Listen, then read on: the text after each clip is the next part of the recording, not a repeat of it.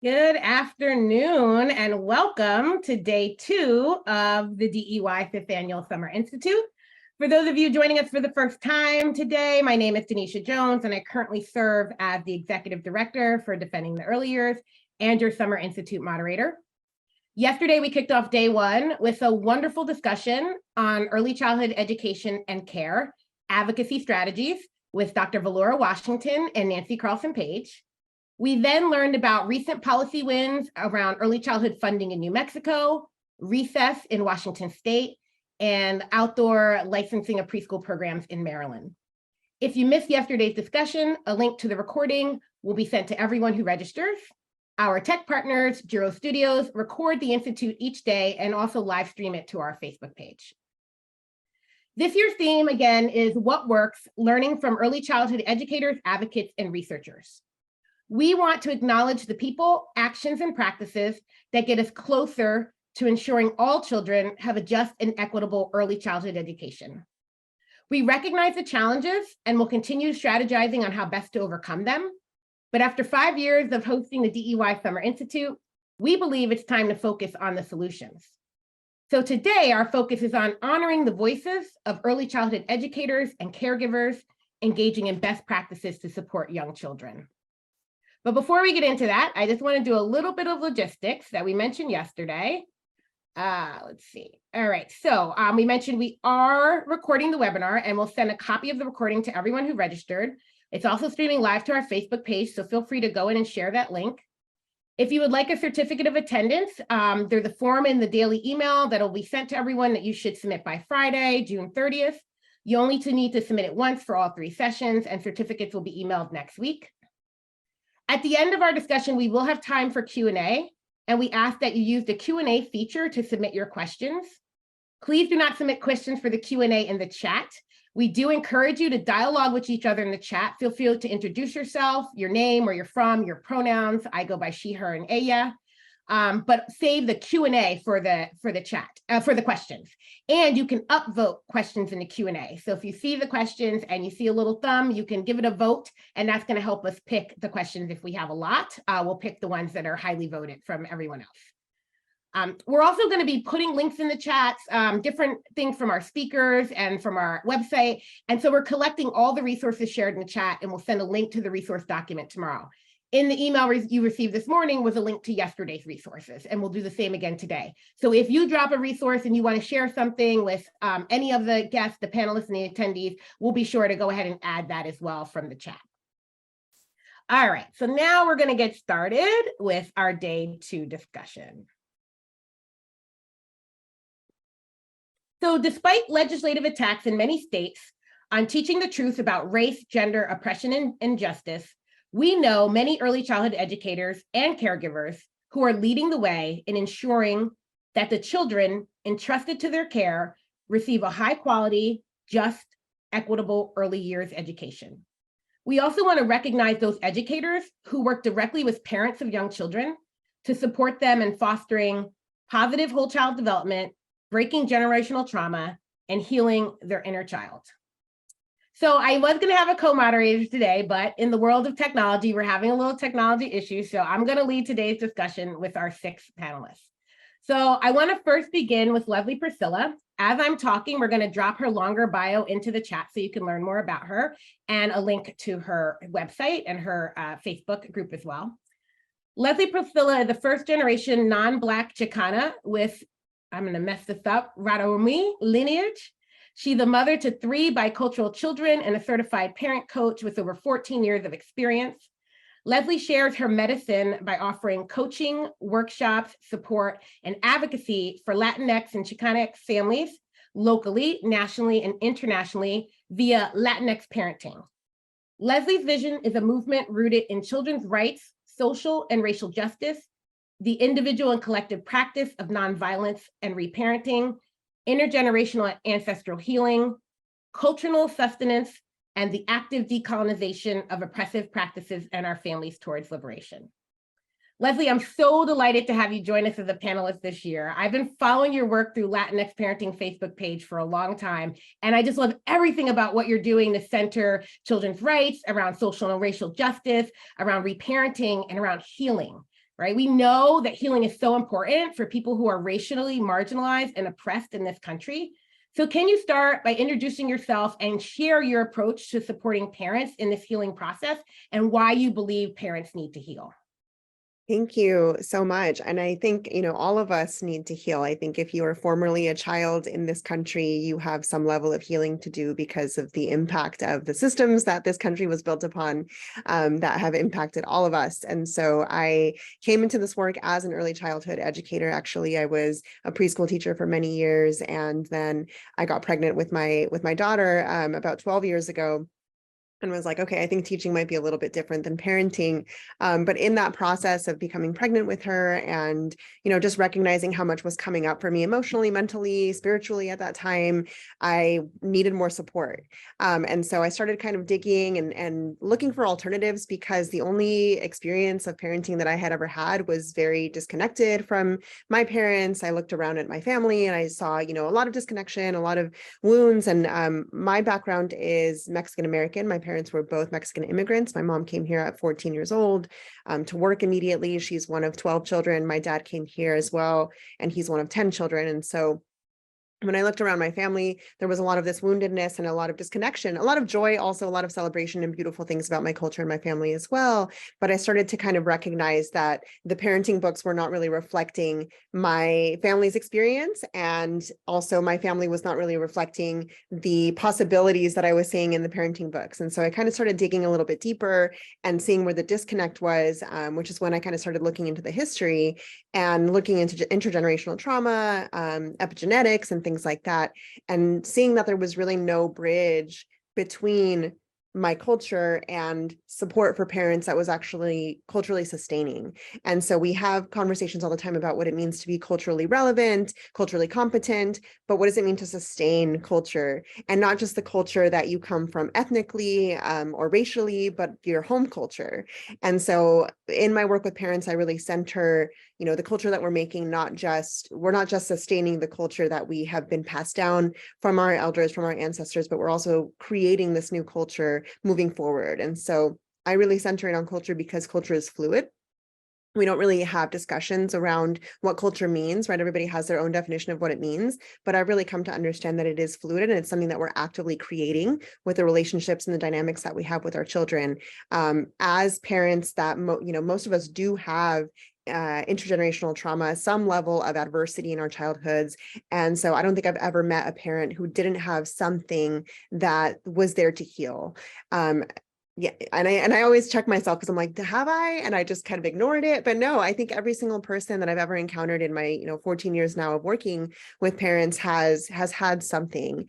And so it really begs us to really reflect on those things and to think about the experiences that were not our parents' fault necessarily, but they were the channels, I think, for these systems like white supremacy, like patriarchy, like, harmful religious dogma, and capitalism, right? And so they were really the channels through which that messaging got conveyed, communicated to us as children.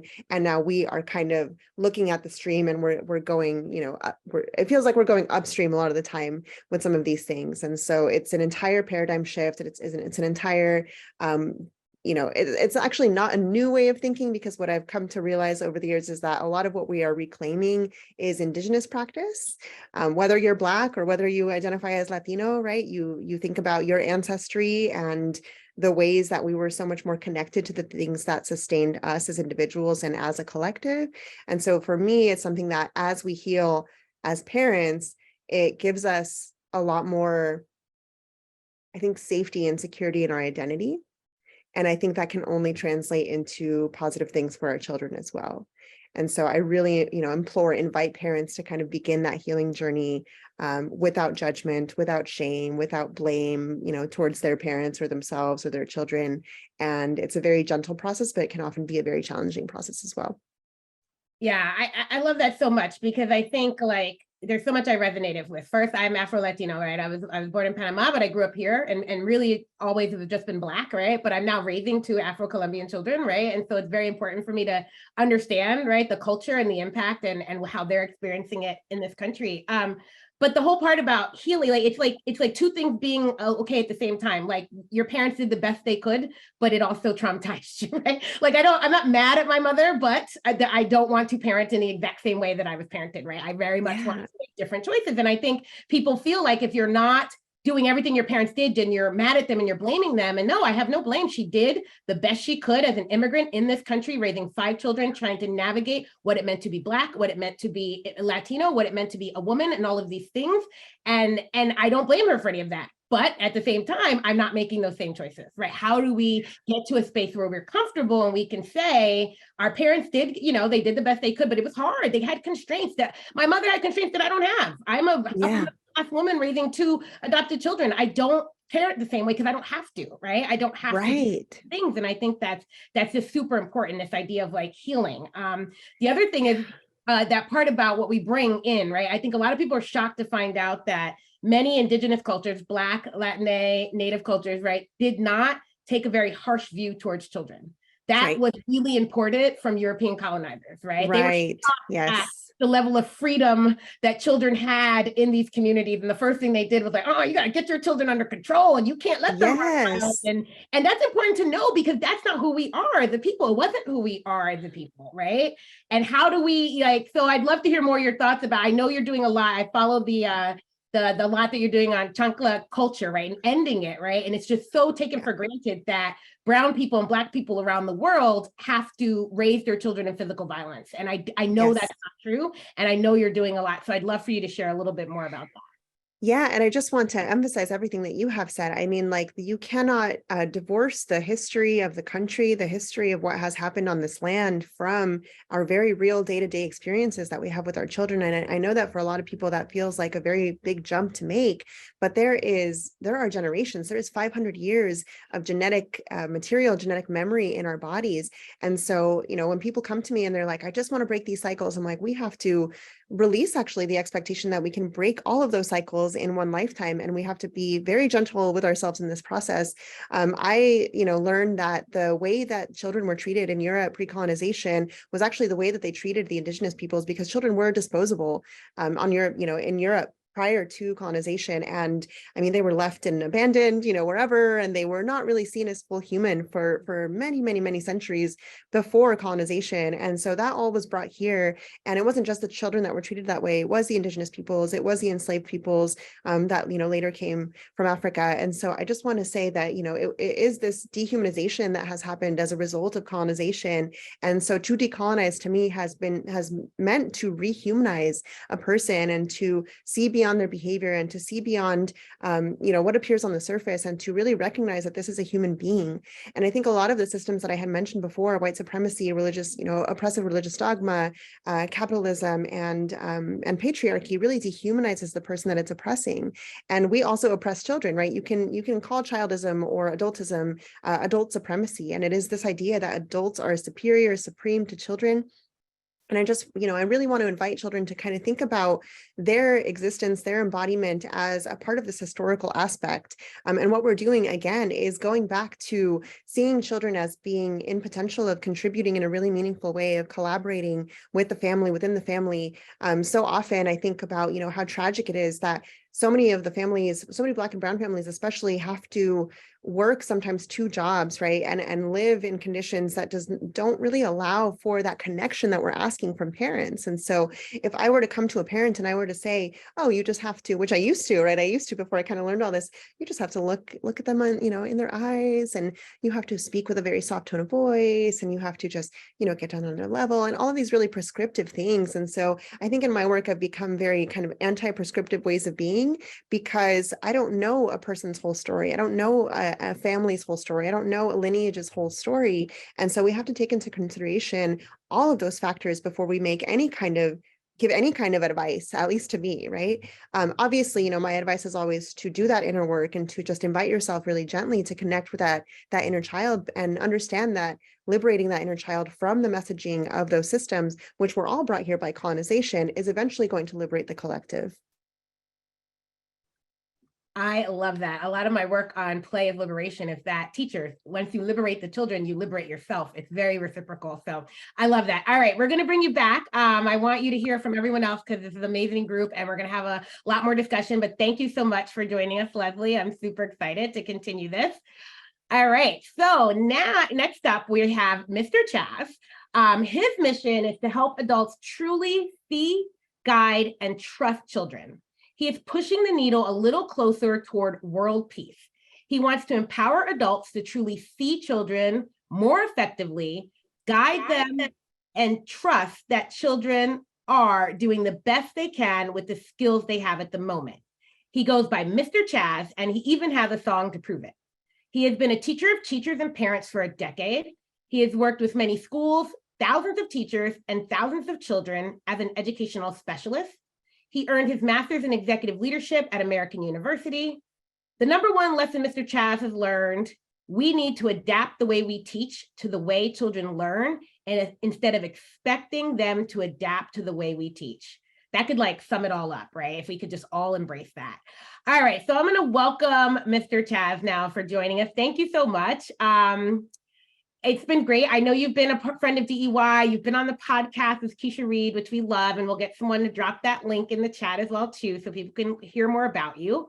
And I love this idea that you provide so much support to parents, similar to what Leslie's work is all about. So can you tell us about your approach to supporting parents? What do you think parents need? Why do you think parents need? What do you think parents need to support their child's healthy development? And what obstacles do parents face? And how do you help them overcome them? I know that's a lot. Yeah, I know. So much to say, so little time. So I'll start off by saying that I really try to break it down to 3 words: see, guide, trust. The idea is that we need to be able to see a person, not just children, but a person before we're able to effectively guide them, and trust that everyone is doing the best they can with the skills, knowledge, and resources they have access to in that moment. And we know this to be true, not just with children, but even with ourselves. Like, we've all had that boss who we felt maybe disconnected from. We felt like they didn't understand our work. We felt like maybe they just shoved a bunch of stuff down and said, like, figure it out. And those tend to be the bosses that didn't bring out the best in us. And we may have struggled to, work with them and cooperate with them. And if you've been lucky enough, maybe you've had a leader or a boss who on the opposite end really saw you, you really felt understood by them. And those are the leaders that we are our best for, that we can really grow and learn with. So first off, that see, guide, trust. And something else I want to bring up in just terms of just like the whole, like, I talk a lot about compassion and empathy. And, the most important thing I'm going to say it right now. I'm not going to make y'all wait to the end of my part, but that perfection doesn't exist. Perfect teaching, perfect parenting doesn't exist. And I always say, avoid being a perfectionist, be an improvementist. The goal isn't to be perfect every day. The goal is to improve a little every day. And while, I love the conversation that was, just started with Leslie and you about how Indigenous people kind of did more of this kind of connection and collaborative based approaches pre-colonization. And now what's more common is the fear and control-based strategies, right? And so, while, we say that like this isn't anything new, it's not something I never saw in my community. I never saw kind of like this gentle, respectful, conscious parenting in my community, and definitely not in my family. So, for a lot of us, it really feels like new technology. And for some of it, like while the strategy and the approach may not be new, some of the science that we have to back it up is new. That might, help us kind of reinforce our philosophy and our practices. And I like to think about it as like, if you're on this journey where you are, coming to conferences like this, listening to podcasts, Audible, doing all these things to learn and improve and reflecting and trying to continue to improve rather than just, whenever, a child doesn't meet your expectations, just putting it on them and just punishing and hitting or spanking or whatever you want to call it. Like this is like, it feels like new technology. And I always like to do the comparison of like, you were like the first iPhones, right? And a lot of us were raised by BlackBerries, right? And so to even be like this big, huge step in growth that we're taking and we're embarking on, we got to celebrate, clap it up for yourselves, pat yourself on the back, kiss your brain, hug yourself, really appreciate the gravity of what you're doing. And the power of it is not just impacting you and in your life and in your lifetime, it's going to impact generations of people, and not even just in your family, but also the people that your family interacts with. And so, a lot of us, we're like the first iPhone. A lot of us were raised by BlackBerry, but some of us were raised by the flip phones, right? Rotary phones, adding machines even, right? We all have our different stories, and we all maybe are taking kind of our different steps or in different parts of our journey. But if you made it to this conference, I'd celebrate that, because, many of our parents would not have gone this far if we're not embarking on this journey in the way that we are today. So first of all, celebrate that. And it doesn't stop there, right? The first iPhone didn't stop with the first iPhone. There was updates all along the way, right? So you're the first iPhone, and then every, 2 weeks or a month or so, there are these little updates. And a lot of times when we get these updates, when we improve, maybe listen to something, go to a conference, we learn something new, we try to put it into practice, and then we figure out there's like bugs to it, and we got to readjust it and go back and improve.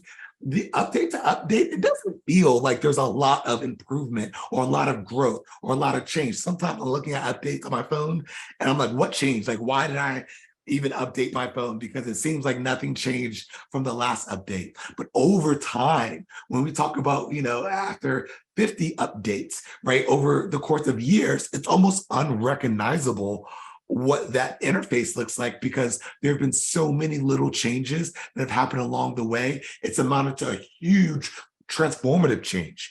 And a lot of times we want our growth to be just like this, but realistically, our growth is more like this. It's like the stock market. And just like the stock market, if you keep on trying and investing and putting into it, eventually you may have some setbacks, right? And you may feel that, but eventually your investment pays off and there is growth, right? And so, those updates, although it may not like day to day, week to week, month to month, may not feel like the growth is happening as fast as we want it to, keep on improving, keep on taking those steps.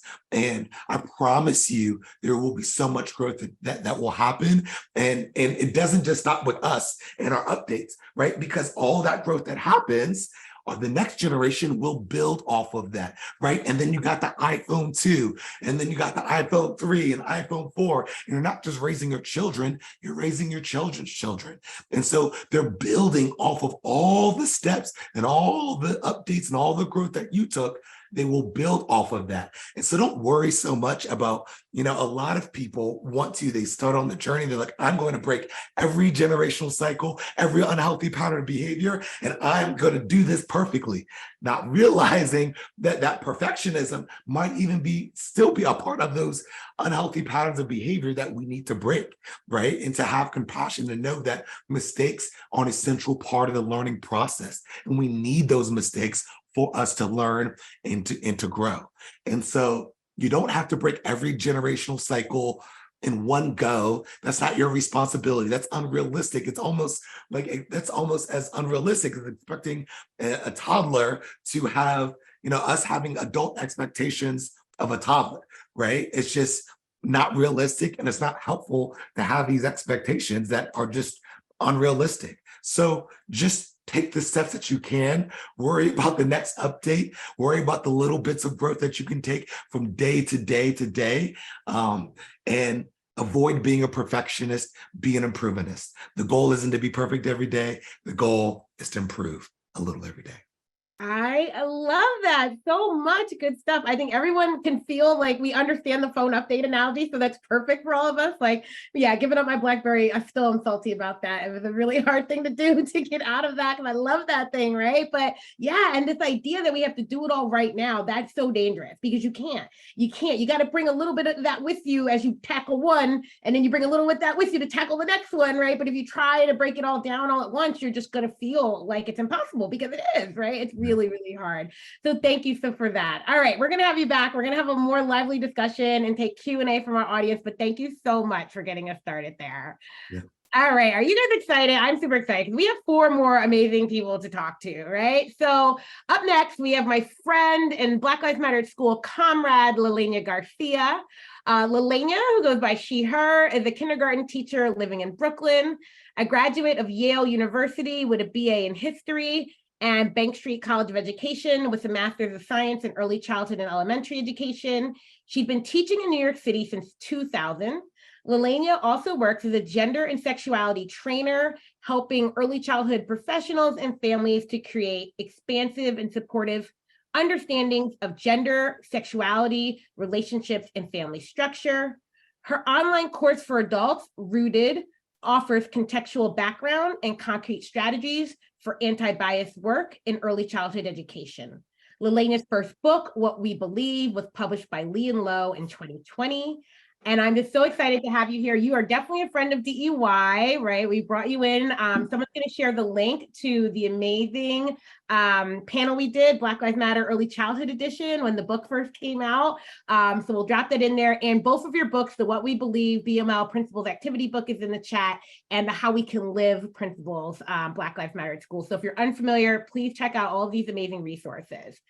So Laleña, I know you do a lot, but I do want to talk about your work, particularly around racial justice with children. So as you know, we often receive like a ton of pushback from people who believe the earlier they're too young to talk with children about race and injustice. And I know you've addressed this and you have great ideas. So I was hoping you can respond to those claims. What would you say to someone who says, young children, you can't talk about Black Lives Matter to young children? And how do you justify teaching children and participating in the Black Lives Matter at School movement? Because it's such an important work you do with 5-year-olds. Thank you, Denisha. Thanks for having me. I'm excited to be here with all these amazing people. It's so funny that you asked me this question because I just had a conversation with my good friend, Megan Madison, who's written some other great books for kids, the First Conversation books, firstconversations.com. Y'all should definitely check them all out. But I think the most important thing is to, as Mr. Chazz just said, trust children. We have to trust them, and we have to know that children are ready to have conversations, even if we as adults are not. And let's be real, we're not actually, when people are like, oh, kids are too young, what they really mean is, I don't feel like I have the tools, or I don't want to talk about this. Or they mean, I don't think we need to talk about this because I don't see a problem with it. And I think that's something that is tricky, but is definitely true for a lot of adults. The thing that Megan told me, this is a story that it makes me really happy, is that Megan and her co-author, Jessica Rowley, have written some amazing books for children. Their first one, Our Skin, is about racism. And I remember talking to Megan about this, and I remember a child asking me in June 2020, how did all this even start? Right? Like, she was wanted to know about the murder of George Floyd. And I had to sit in a Zoom meeting in a global pandemic and talk to 5- and 6-year-olds about what happens when white supremacy and capitalism and patriarchy, run amok, which is what we have. And those kids were ready to have that conversation. And a thing that Megan made me think about recently is that about 2 weeks ago, their books got slammed by a senator who was very angry. And he read their book on the floor of the Senate, which means that now Our Skin has been read in Congress. And so Jessica Rowley, who is Megan's co-author, was kind of going over this with her 9-year-old kid. So her kid, Jack, who I've met, they're great, is 9.5. And Jessica was talking to Jack about what they noticed about the senator who's reading it. And Jack said, wow, he seems really angry. probably he's really angry that no one ever told him this before. And so Jack is thinking, and then Jack goes on to say, I'm really glad that I already knew this because I don't feel bad about being white. I guess if I wasn't doing what I should do to help fix it, I might feel bad, but I know that I'm doing what I need to do. So I don't feel bad about being white. And I'm really glad someone told me about this when I was little. Maybe someone should have told him about it when he was little. And I'm just like, yes. Children are ready to have these conversations. Young children notice differences. They notice what's happening and they want to know why these things happen. And if we don't talk to them about it, then we're just saying, oh, this is just how things are, which is a very short step from saying, this is how things should be. And then so kids learn that we don't ask about why all the homeless people are brown. We don't ask about why some families have 2 moms. We don't ask about why some people don't have homes. It's just how things are, and we don't talk about it. And so they start to internalize the messages that society gives them, which is basically that, unless you are white, cis, able-bodied, a man, and rich and straight, then probably you're just not as important. And kids don't need to internalize that. That's not good for anyone. And I think a thing that sometimes people really forget is that oppression hurts everyone, is that it's not good for anyone. Patriarchy hurts little boys. It's not okay. Homophobia hurts kids who aren't queer and who aren't in queer families. Transphobia hurts cis kids and all of the rest of us who are cis and who aren't trans. Those things hurt everyone. And everyone has a multitude of identities that make up who they are, and everyone is part of a group that has an identity that also informs who they are. And if we just act as though, well, capitalism and white supremacy and patriarchy are just how it is, then no one can fix it. And kids see these things and they know that they're not okay. And it's really disrespectful to children to assume that they can't understand things. And I think the idea of trusting children is key. And one thing that I observe in our country is that we don't really trust children.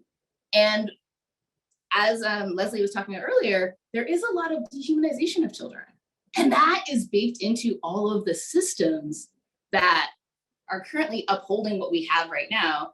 And it's so important that we talk to kids about systems and we talk to them about power and we let them know that because all of these systems that are hurting people were put in place by people, other people like us can tell new stories and make better systems.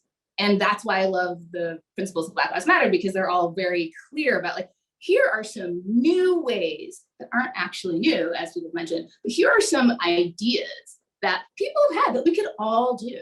Who doesn't want to live in a world where there's restorative justice and loving engagement? I mean, I want that. The kids I know want that. The grown-ups I know want that. Let's do that. And kids are so ready for that. And it is, on some level, it's incredibly, it's really disrespectful to children to assume that they can't understand big ideas because they have smaller vocabularies and less life experience. They also have less internalized isms. They have less internalized oppression, and they are wondering, well, these things don't make sense. Kids have to be taught to be racist. They do not have to be taught to see race and notice different skin colors. They can notice those things, but they have to be taught to be racist, and they have to be taught to be misogynist, and they have to be taught to be patriarchal. And we can not teach them that. We can teach them some other things. That was a lot. Oh, it was perfect. I love that, because one of the things you said, right, is that they think children, it's not even that children can't understand it, they can't accept it. You can't get a young child to accept that homelessness is a natural thing. They will never buy that. You try and explain to them, why are some people homeless? Because they don't have a job. Well, give them a job. Well, they don't work. Well, let them find work that they can do. There's got to be something. I mean, no child is going to accept that, because it's unacceptable to believe in this world that there are houses that people can't have for some reason. And that's what these people are afraid of. It's not that they don't understand it. They're not willing to accept that that's normal, because it's not, or it shouldn't be. And in their mind, in a mind rooted in fairness and justice, because all children believe in fairness and justice, it's just not fair and it's not just, right? And so instead of talking to them about it, we say, oh, they can't understand. No, they can't accept it the way we have learned to accept that people have to sleep out on the streets, that people are unhoused, right? As just a way of being. And so I think it's so important. There's so much you said, and I can stop right now, but we're going to keep going. So thank you, Laleña, and we're going to hear from you and so much more. And we put a link to the books in there, and I love Megan Madison, and we'll have to do just a whole discussion with you and Megan and Jessica, and maybe Jack will join us, because 3 cheers for Jack. He's amazing, right? Like that would be awesome. And one of my— That would be great. Thank you. Yeah. So folks, I hope you're loving this conversation. Please, if you have questions for any of the guests so far or any of the rest coming, please use the Q&A function and put your questions in there so that we can get ready for the Q&A later today.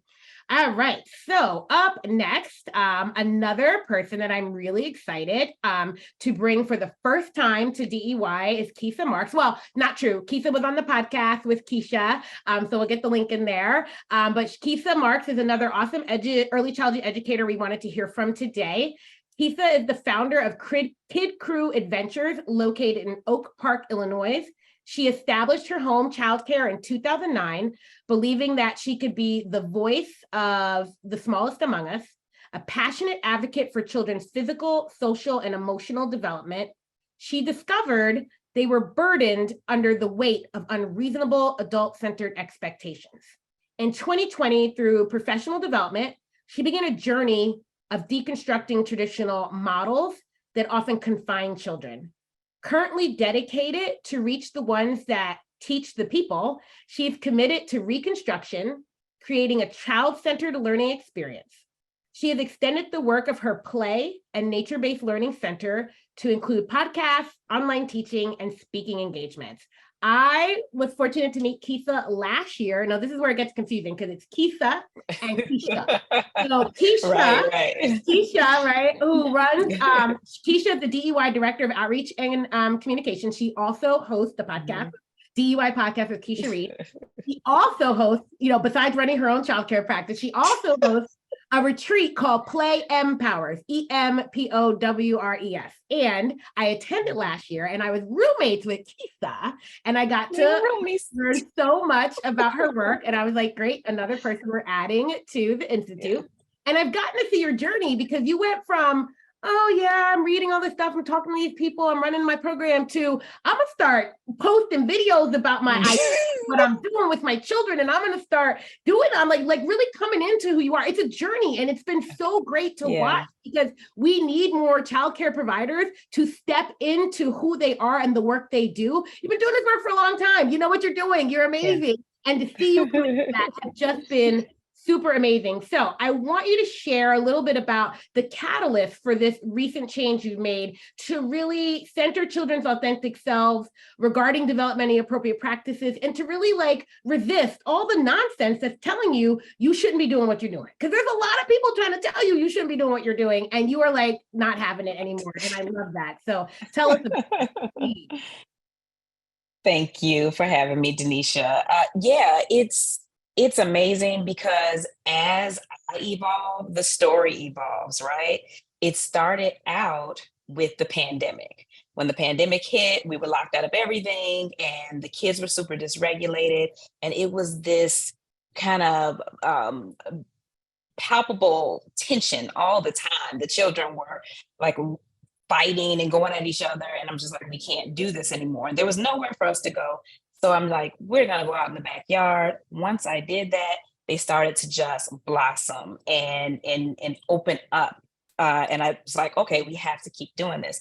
As I did this, as you know, during the pandemic, it was also the riots and civil unrest. And so the kids, just like Laleña, was that? I don't want to mispronounce her name. As you said before, it was like, these kids are aware. They might not be able to articulate it like an adult can, but they know what's going on. And so they were having all these conversations with me, and I'm like, things just have to change. So I just leaned into that. I leaned into the relationships with the kids, and this is healing work, right? So the more I saw them just coming into themselves and getting better, the more I started to heal.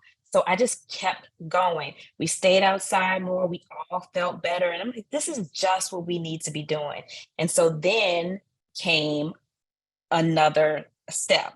So after that, it was like, okay, how can I redirect the way that I run the daycare in order for us to center nature? And so I shifted again, like we're going to be nature based. And then I saw that when they're outside in nature and they're using their agency and they're playing and they're getting stronger and taking risk, we need to just be play based. So I switched again. and I learned so much from them because we sit down as educators and we want to get kids school ready, whatever that means. And we're pumping them into all these things. But when they're outside, they're reaching all the same goals and they're doing it without our help. So I was able to see that there's a whole lot of ego involved in the teaching process. And I'm like, I have to let go of that. And it made me change the name of our daycare. It made everything. I'm like, I'm centering myself everywhere in here. And so I just like, let me step back and observe these children. And once I did, I was like, they know what they're doing. And there you had it. I just kept on growing from that. And so I had to learn how to basically take everything that I had learned in all my years of teaching, this over 20 years. And so I had to take all of that, tear it apart in order to be the educator that the children needed, not who, to center the parents, to placate the parents, or the schools who want the kids to be at whatever point they want to be at. I need to center the children. And once I did that, I was like, there's no way I will ever stop. I love it. Right? And just that catalyst of like being forced to be inside in the quarantine and having change things. I mean, that's the one thing we could have hoped for, right? A lot of us made some changes in our lives around the quarantine, right? Changes to how we were, whatever we were doing, right? Because we were all of a sudden thrust into this new environment. And I think that's so great that you were able to kind of step back, really center the children. And that's what, we get so bogged down in thinking that, it's all about us as the teacher, and it's really not, right? It's not. Teaching is very more enjoyable when you remove yourself from it and you really because like it just changes the everything. Like, this is not about me, this is about you, and I don't have to, like, it just changes your whole outlook. Like, I spent some time at Kisha's place last summer, and I got to witness that, where the children are in the lead and the teachers are in the background, and not trying to force children to do things to meet our needs. And we're letting them lead. And it was the most relaxed environment I've ever been in. Like, I didn't even know what time it was. I was like, well, it's 1 o'clock. I didn't even have lunch. I was like, wow. Normally I'm in these preschools, and look, trying to manage children's behaviors is very uncomfortable. And it makes you watch the clock and want to get the heck out of there because it's really frustrating, right? But when you're not, when children are free and they're free to roam and do their thing, and adults are there to support and guide and not interfere and lead, it frees you up of all those constraints. And so but it also becomes very empowering, because now you get to see all this amazing stuff that the children are doing that you didn't even notice before, right? And so and I wish I didn't even get to see it every day. I just be a researcher, dropping in and see it. But my life by visiting for 3 days. It is life-changing. It was life-changing to be there and to see it, and to feel that this work can feel so different. It doesn't need to feel. And I think that's one of the things that you and other providers who have stepped into this, you feel the work differently. You're able to do it, even though it is challenging. You're dealing with parents and pay and all of these issues, policies, but it becomes a little bit better to handle because the focus is on the children and what they need. I think that really is a big part of it. Well, great. We want to hear so much more about your work and about Kid Crew Adventures and the cruise that the adventures that you're having. So we're going to bring you back shortly, but we have 2 more folks that we want to hear from. Oh, and I put it in the chat because she has it on her website, but it's Laleña for anyone else who is trying to pronounce that. I love when people give us like the pronunciation of their names, because it's really helpful. All right. So I have the pleasure now of welcoming our next guest, Cassandra Santos. I was fortunate to work with Cassandra after she completed her Master's of Science in Education in the Art of Teaching program at Sarah Lawrence College. Cassandra became the lead teacher for the 5/6 class in 2019 at the Early Childhood Center. She began teaching there in 2011 while doing field work as a student at Westchester Community College. She continued to work as an assistant teacher at the Early Childhood Center while earning a childhood studies degree from the City College of New York and doing her graduate studies in the Art of Teaching program at Sarah Lawrence College. She recently discovered that she enjoys leading seminars and workshops and hopes to do more of this in the future. Cassandra's passions are books, cooking, and nature, and she is thrilled to be sharing those interests through her teaching. So when she became the 5/6 teachers, which is like our K1 classroom at the ECC, the good thing is that my students were then placed in her class, and I got to go in and observe both my students in her classrooms. And then we got to chat about our love for books and reading and have lots of great conversations. And so it's been really awesome to see you kind of grow as a teacher.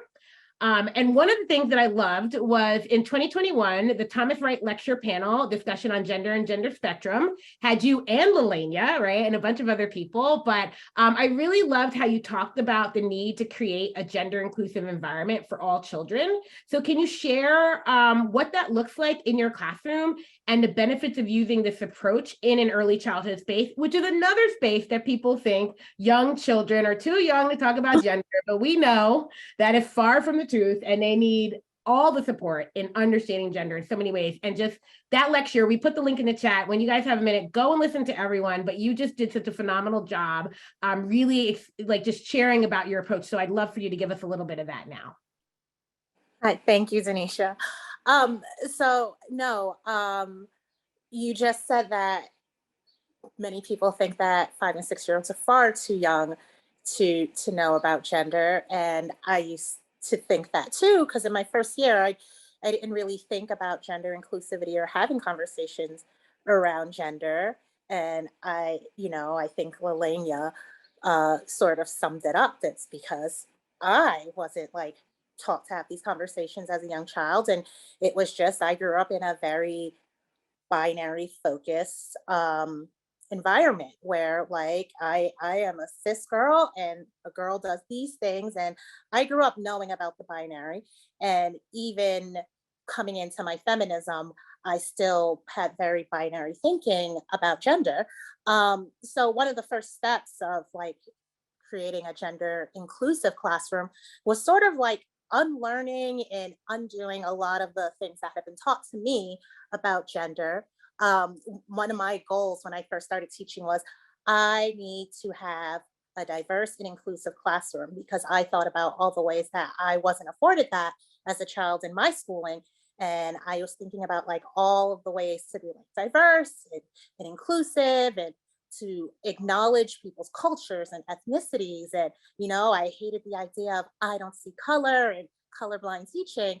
And then as I started to think more about gender, I realized well, I was being pretty gender neutral in my classroom, which to me is the same as being colorblind, right? Being gender neutral is an erasure of identity. And I didn't want to do that. So I had to switch my practice to being more gender inclusive. And, that looks a lot of different ways. And when I really started doing it, I'm this is actually not that hard. And it's not a scary thing to talk about. And it's not a difficult thing to incorporate into my practice. I mean, the first step I do is from the beginning, from the first day of school, I'm affirming all identities. I am not telling children who they are. I want them to tell me who they are. And, I introduce myself and I tell them these are my pronouns. This is what I like to be called when people refer to me. What do you like to be called? I'm not telling them, they are telling me.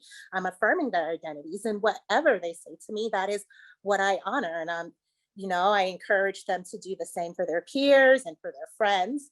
And I'm really intentional with my language. I try to avoid using language that supports the gender binary. And I mean, in some cases, it can't be helped, but simply as referring to my class as good morning 5/6s instead of good morning boys and girls, that leaves space for all identities and all gender identities.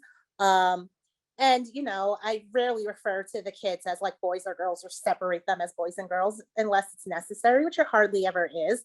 And I use their preferred pronouns and I use their preferred names. I use a wide range of materials regardless of gender stereotypes, and materials are for everyone. Trucks are not for boys. trucks are for everyone. Dolls are not for girls. Dress up and playing dress up is for everyone.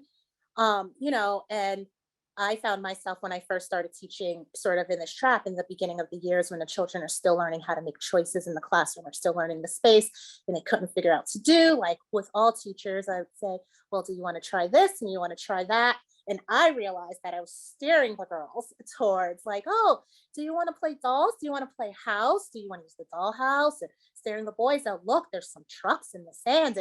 And then I realized that I was doing that. And again, that is based on my upbringing and my biases about what different genders want. And it limited the children and their ideas of what they could do and how they could express themselves. So I had to really like think about being intentional about the choices that I offered for everybody, and really thought about how like all things and all materials in my class are for everyone.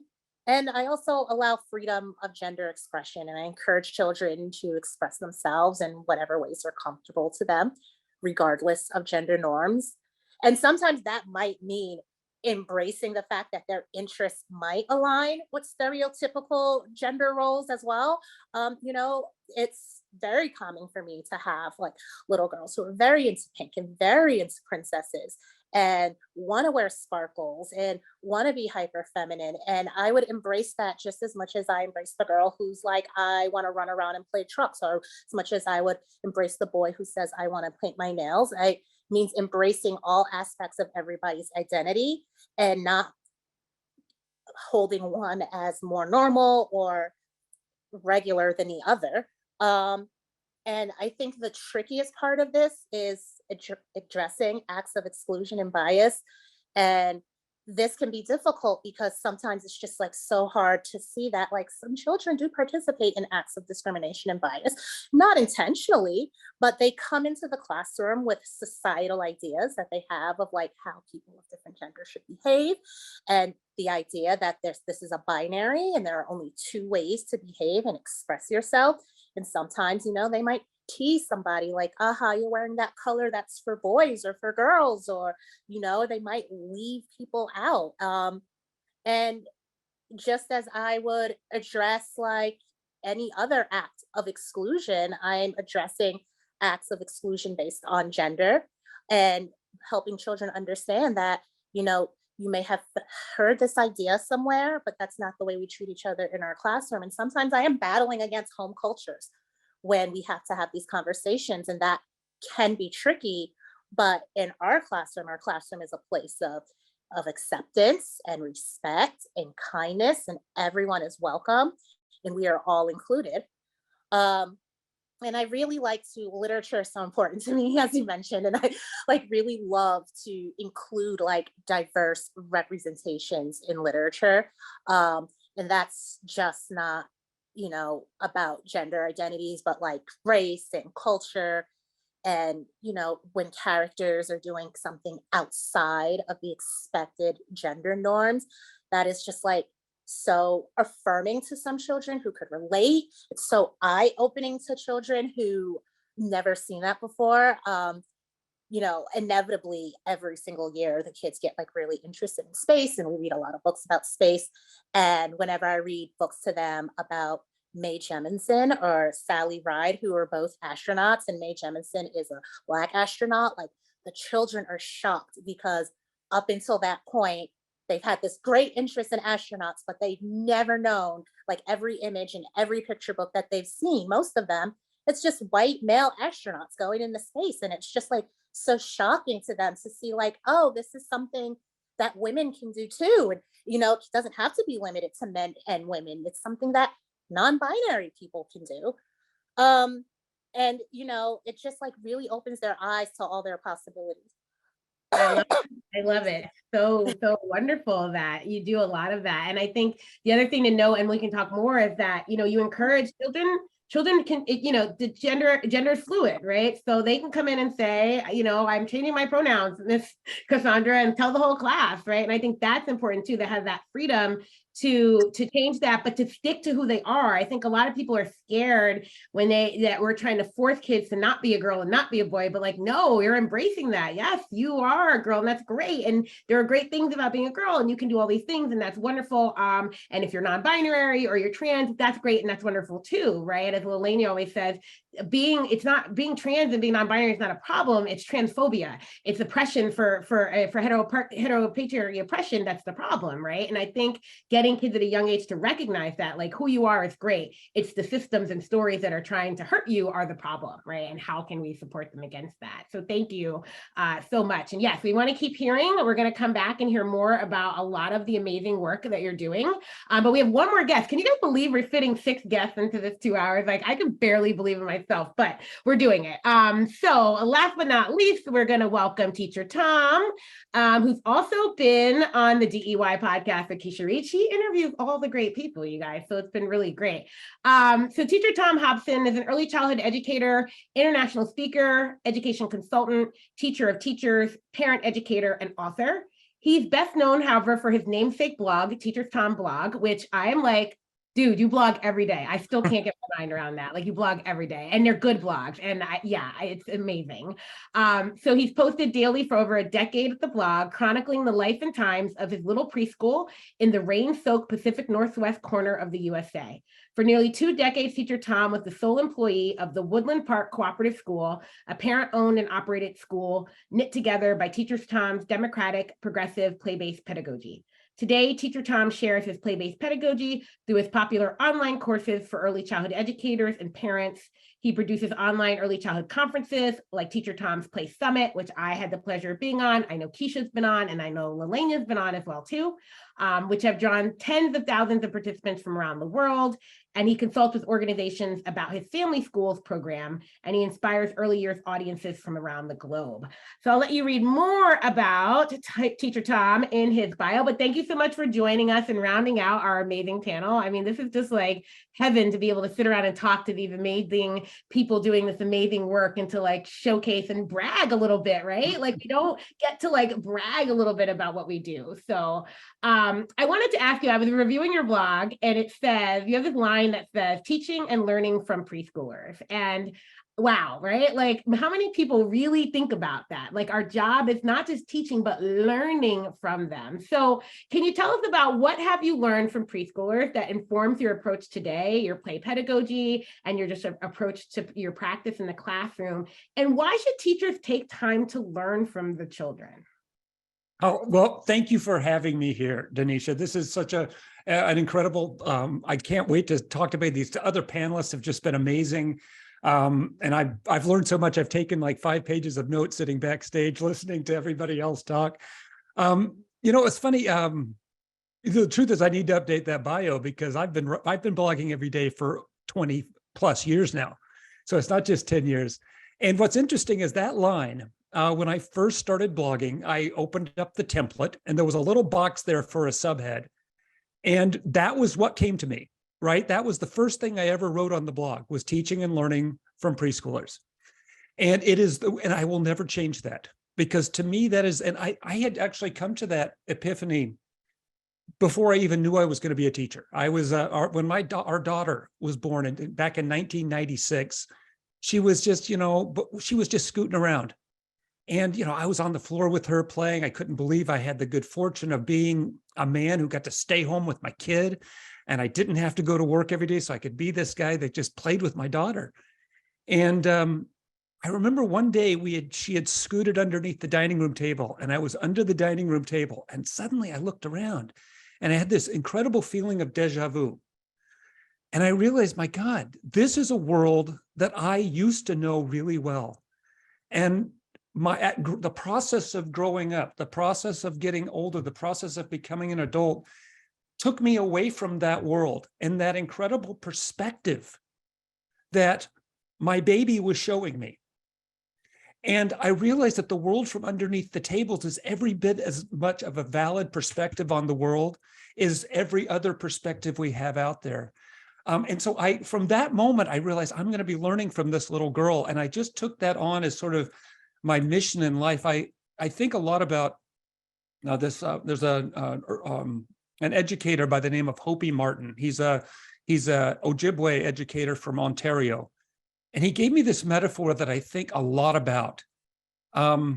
He said, you know, you're sitting at a campfire and you're looking at the campfire and you can tell me everything about the campfire. You tell me what color it is. You tell me how the flames are burning. You tell me how warm you're feeling. You tell me what's burning, all that stuff. But there's other people sitting around that campfire. And so you got to ask the person next to you what they see. And until you get all the way around that circle and hear from every other person, you don't have a complete picture of that campfire because you need all those perspectives to make it, to include it. And then he said, and then after you talk to all the people, you got to start listening to the birds and to the bears and to the plants and to all the other people on our planet to get their perspective of, well, and the truth is you'll never have a complete picture of what you're looking at. And I found that metaphor so exciting to me. And, you know, when I think about this, that's what I mean when I say learning from the preschoolers, is taking somebody else's perspective. That's why I learned from you, Denisha. That's how I learned from Laleña and Mr. Chazz and Leslie and everybody else who's spoken here. Being able to get the privilege of seeing a different perspective and a different way of looking at it. And the truth is I've come to understand that, you know, I've been also lucky to never have to work in sort of what we call a traditional school. I have always been in a crunchy granola play-based hippie school my whole life. That's where my training was. That's where my everything was. So I've never really had that experience of having to do that. But every one of these panelists we've talked to today has talked about, in part of their learning journey, because that's what we do as educators. A learning environment doesn't work if it's just a one-way street. It has to be a two-way street. It's a learning community. And if we go in with this sort of authoritative even position, like we know more than the kids. I mean, I'll tell you one thing. I've been going to classrooms for a long time. And, you know, this panel has, 100 years plus of experience in the classrooms. But I think everybody would agree with me. The day you walk into that classroom, and think you know everything, that's the day that the kid will show up to tell you you're wrong. That's the day Jack shows up, right? That's the way Jack comes in and says, no, this is the way the world works. And I often think, I was thinking about what Leslie said, and I was thinking about her talk about, indigenous wisdom. And, for me, that's kind of what I've discovered when I really listen. The way Chazz talks about, you got to see the kids first, you got to listen to the kids first. When I really listen to the kids, there's a kind of indigenous wisdom there.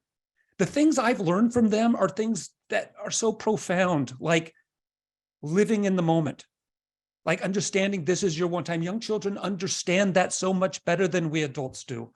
That connection. Young children know that connecting to one another, connecting to plants and animals, connecting to everything is the only thing we're here to do.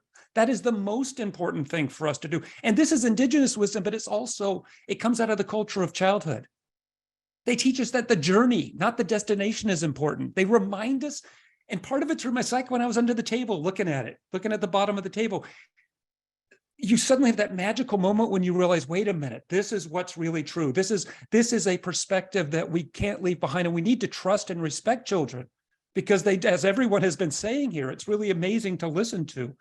I was listening, when I was just wanting to say something about what Cassandra said about the female astronauts, the women astronauts, and how the kids are sort of like, oh, I've never seen that before like that. I'll never forget with my daughter, same kind of experience we had in Seattle at the time. They had the Blue Angels came and performed every year, the big, the Navy acrobatic jets. And they're really loud and noisy. And Josephine was probably 2 years old at the time. And we were out in our backyard trying to see them, right? But they were too fast and she could never see them. And then finally she did see them and she was so amazed and everything. And then she said to me, she said, the Blue Angels are all girls. And I thought to myself, yeah, well, I didn't want to tell her, I knew they were all male pilots, or at least I thought I knew that. A few weeks later, we were actually at an art gallery and there was this painting of a woman pilot. And Josephine said, that's a Blue Angel. And then we started talking to the artist and it turned out that was a portrait of her grandmother who had flown with the Blue Angels. See, they have this amazing amount of way to see the world and perceive the world. And everybody's talked about this. So I'm not the only one. But when we come in, when we listen with our whole selves, Kisa was talking about the observing. Eleanor Duckworth, who is one of my favorite pedagogues out there. She was one of the, she wrote an incredible book called The Having of Wonderful Ideas. She was a protege of Piaget. I think she's still with us, but I think she's quite old now. She lives in Montreal, I think. And she says, you know, our job as educators is to be researchers, which is to learn, to be observers. And we're not doing it with the goal of judging or evaluating the children. We're not doing it with the goal of somehow assessing their learning. We're doing it there with the goal of understanding. And when we do that, that means we're putting ourselves on an equal footing with the children to understand them, to see them, as Chazz says, see them first before we can do anything else. And when we listen, we don't just listen with our ears. We all know what I mean when I say we listen with our whole bodies. We listen with our souls. We listen with our every sense we have. The children are listening to us with all their senses. We owe them the respect to listen back the same way. And so I guess that's what I mean when I say I learn more from the kids than they learn from me. I guarantee it. And half of what they learn from me, I hope they forget it the time they walk out the door, because I've taught them something, you know, that's white, straight, male oriented, or some perspective that they don't, you know, that they got enough of. Right. So that's what I mean by that. And I hope that everybody goes in. If anybody learns anything from this seminar, it's that it's our job to learn too. I love it. Oh, Tom, you said so much. And let me just stop. Everybody come back, because if I start just on you, I'm not going to get back to everybody. So we're bringing everyone back for this lovely conversation. But man, there's so much I wanted to say there. But yeah, I feel like there are just so many, there's just so many similarities and threads, right, to what everyone's talked about. Seeing children, trusting children, leaning into it. You know, just as everyone's being highlighted and put back so we can see everyone, you know, yesterday we were talking to Dr. Valora Washington from the Kale Institute, and she was saying something about trusting the knowledge base that we have as caregivers. And I said, you know, everyone thinks they know what the world's oldest profession is, right? But actually it's caring for children, if you think about it, because that's the one thing we've really been doing the longest in this world, right? We've been doing it for generations, for centuries, everyone, right? And that is baked into our DNA and who we are and passed down through our ancestors. The idea that we care, I mean, we had to, right? We could not propagate as a species if we did not care for the children, right? And that's shifted over time. Things have come in like colonization and things like that. But the idea, right, that as a people, as a society, as a species, we have to care for our young, right? That is something that's really in there. We need to lean back into that, what we knew before the experts came in and said, oh, but care for children this way, right? Or, oh, do it this way and that sort of thing. How do we get back to what we know? So thank you so much. So I think we're going to spotlight everyone or maybe I need to change my view so that everyone can see everyone in the group. And yeah, I would love for you guys, or maybe it is spotlight. Okay, I have to change that. So I would love to hear your thoughts. What were some of the questions? Who has a question for one of our panelists amongst panelists? And those of you in the audience, if you have a question, you should be dropping those questions in, there we go. I was in the wrong view. You should be dropping those questions in our Q&A so that we can get to your questions in a little while. But I'd love for everyone to have a conversation amongst yourselves, and I'll try and not chime in too much, but that'll be tough. I'll ask a question. Thanks, Mr. Chazz. You know, we talked about a lot of things in the backstage and even a little bit in the chat. I could hear, you know, a lot of us were nodding our heads and really resonating with what we're talking about. But I also know that maybe outside of this conference, maybe some of our parents or some of the people that we work with may not have the same perspective as we do. And I'm just wondering how people, you know, the panelists, how you kind of have those conversations, how you introduce some of these ideas that might be new or foreign or scary or whatever, how you kind of talk to the adults about these ideas, and do you get pushback and all that jazz? That is such a great question, and I don't even know if I can fully answer it, because it's something I'm still learning how to do, and something I sometimes don't even feel that I have like the courage to do. I think what has been really helpful to me is I'm fortunate enough to work in an environment where I have the full support of my administration and the full support of my colleagues. And some of my practices, they sometimes come across as like too much for small children for some of my families. Just at the end of the school year, I got accused by a family of grooming and abusing their child for allowing them to use their preferred pronouns in my classroom. And this was like, I was expecting, pushback from the beginning when I decided that I was going to allow children to have, to choose how they would like to identify. And then it didn't come. And I was like, oh yeah, because parents these days are way more open-minded and open-hearted, and I teach in a very progressive environment. This is not going to happen. And at the end of this school year, it happened to me. And it was like, what I could do was listen to the parents and try to hear them out. And, my goal was to have a dialogue about like why this is so important and why this is part of my practice. Unfortunately, they didn't want to hear me. So like, I kind of left it to my administrator, but, sometimes that's the piece that I find very difficult, is about like mustering up that courage. Like I truly believe in why I do this and why I create like gender inclusive environments and affirm children's identities in whatever aspect. But sometimes it's like, to get the ideas across to the parents and the families, and you're battling with home cultures, whether that's like religious views or like passed down gender ideas and stereotypes, sometimes that, and it's just like you want to affirm home culture too, but also the identity of the individual. So, I don't know if I can fully answer that question, but that is something that, I'm learning how to deal with right now.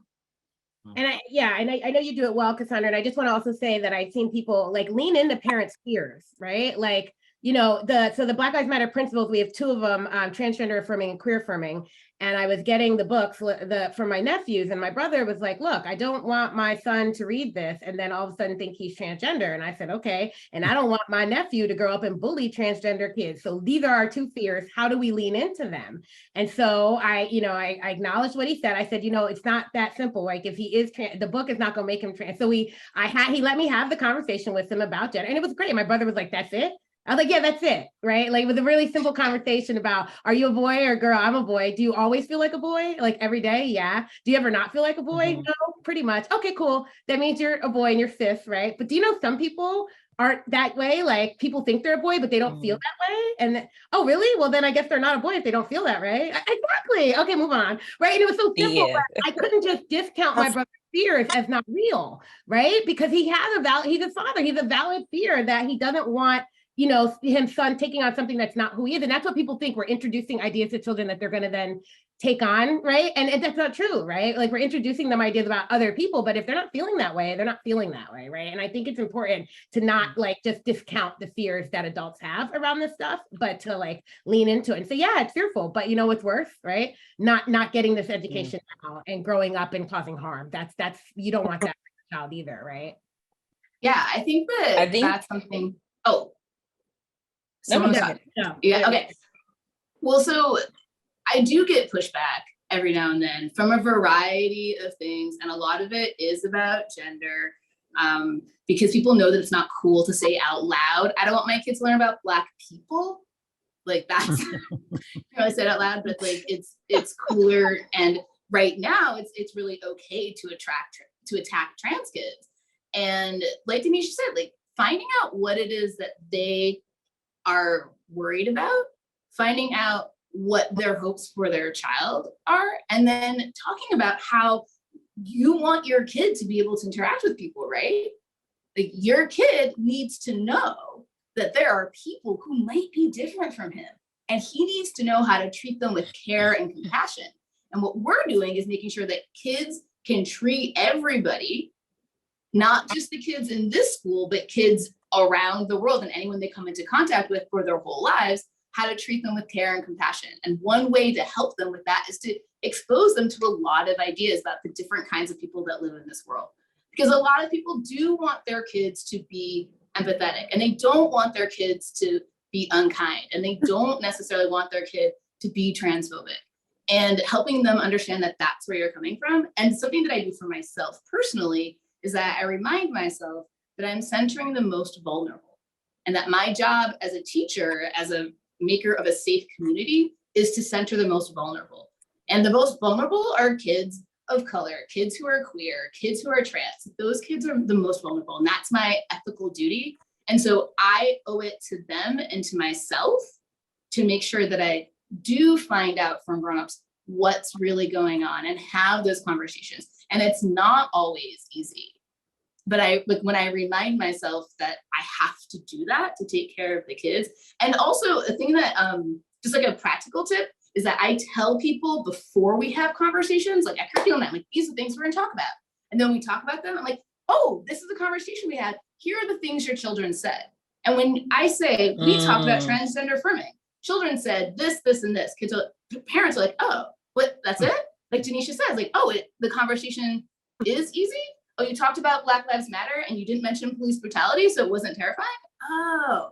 And so letting them know what's actually happening, because sometimes their fears are just things because they don't know, because they haven't learned. The same way that like they didn't learn math this way, or they didn't learn to use phonetic spelling. And so they're like, well, will they learn how to spell? Yes, they will. But English is not decodable, so we are going to do our best with the like writing the sounds we hear.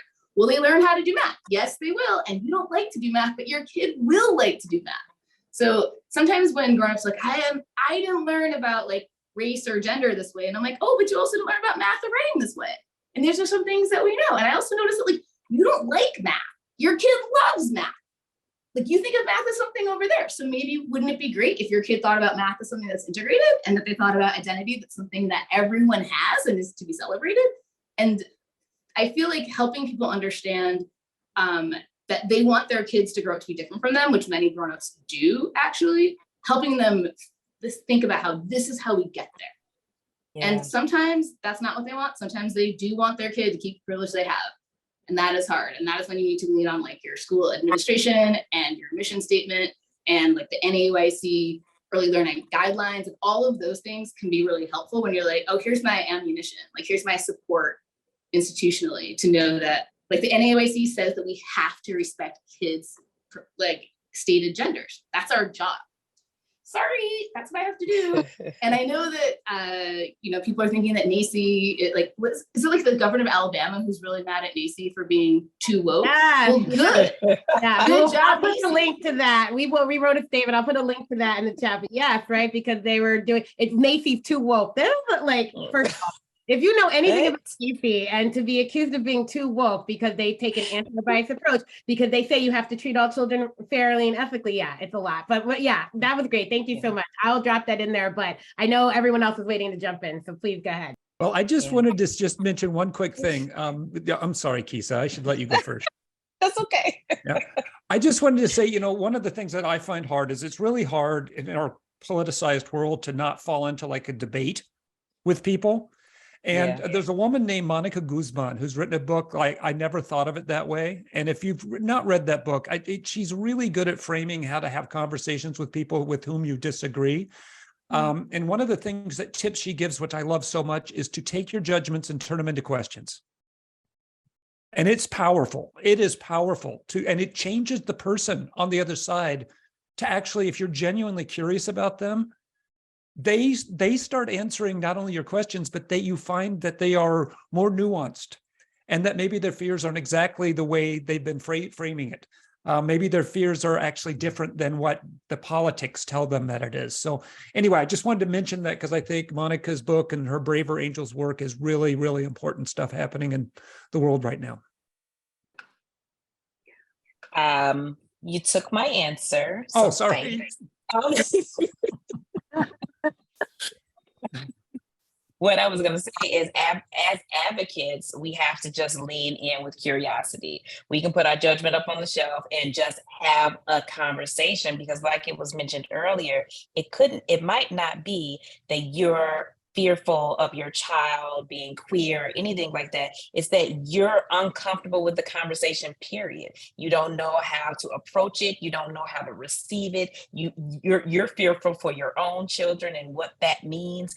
And so just lean in with curiosity, find out what the problem is, and challenge it. Just like Denisha said, you have to listen to what they're saying and then say, so do you think this ...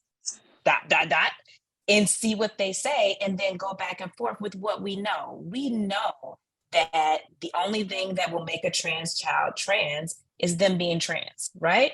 So it doesn't matter what anybody else thinks about it. We can lead with what we know. And so that was it. Yeah, I'd like to speak on something that I feel like is kind of a thread throughout what everybody else is saying, is that I think for most of us parents, we weren't really taught how to sit with discomfort and how to sit with uncomfortable sensations in our bodies. Like we weren't even given vocabulary for how to say, when I hear that this is an experience or that this is happening in school, I am feeling tight in my belly and I'm feeling like I feel shaky on the inside, whatever it is, right? And so I just kind of want to draw the connection between so many of the parents whose inner children are getting activated by this because they don't know how to deal with the discomfort. So it's so much safer for the nervous system to just stay with this more limited way of being and believing, because they, a lot of the parents that are having these challenges maybe haven't done that inner work to deal with that discomfort with other things, right? Not just with the issues that we're presenting here. And so relationships may suffer, careers may suffer because of it. And so I just kind of want to draw this awareness of the fact that in that parent, there is something that isn't even related to like what's happening now, right? Like it's something that has to do with their inability to deal with discomfort sometimes that comes from a time before. And so I just want to, whenever I have conversations with schools and I ask about parent involvement, or I ask about parent support, or I ask about having the spaces and the circles where parents can actually go in and say things like, I'm uncomfortable, and another parent can say, I'm also uncomfortable. And in just that moment of camaraderie and resonance can be an opportunity for something to open up a little bit.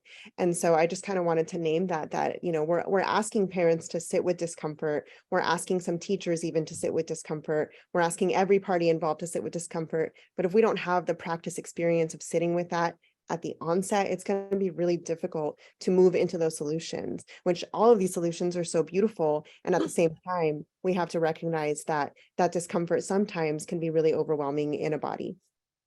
Hands down, I just recently started parenting teenagers, and I realized that like number one rule, don't respond in the moment. When I'm feeling triggered and angry, I just have to walk away. And I go, because it goes away. And if I respond in that moment, I'm not going to respond the way I want. It's just amazing. Like I am feeling like, and I'll just wait and it'll pass. And I'll be like, what was I even angry about? I wasn't. I was feeling discomfort. I was really just feeling something. And I just had to and it wasn't on them. And they don't need to know that, right? And it's such an empowering thing to just sit with it. But it's hard because no one sat with it with you. When someone felt discomfort around me, I quickly knew because they shared that with me.